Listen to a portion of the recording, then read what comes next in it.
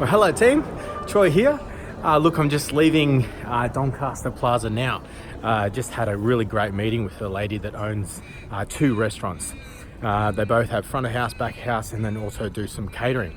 And so what happened was she's just finding that when she's at either site, things just aren't going the way that she would want to. So on the front of house, the way that people are being greeted, the way that the menu is being presented, is just not up to her standard. Things like in the kitchen, recipes aren't being done the way that they would want them to. The food's not being presented the way they want to.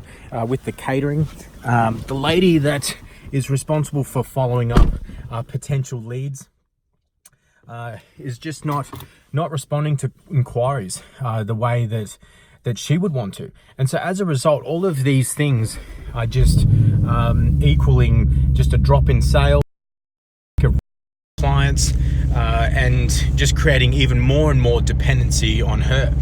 And look, so what I did was I was able to just draw it out and, show her how important it is for her to no longer be stuck in the center, and that she needs to put something else there. She needs to have a system that does the training for them. I said, how good would it be if whenever you bring a new front of house, back of house, or salesperson for catering on board, they get a username, they get a password, and they get trained in your methodology, in how to do front of house, how to do the drinks, how to present the food, how to match drinks with the menu, the whole lot. And so instead of beating the same drum and being so annoyed with how things are being done, identify the problem, create the system, and then implement it.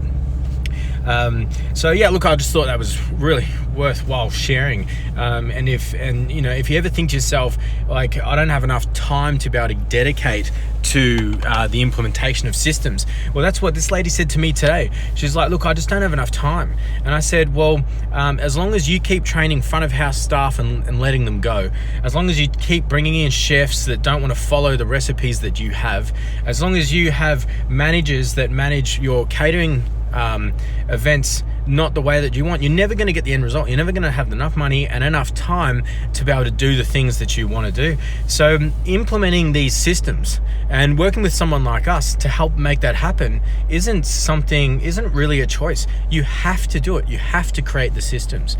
So I really hope I'm potentially inspiring someone right now to stop being in the center, get what's in your head out, systemize it, so that your team can have better clarity of what they want to do and get better results.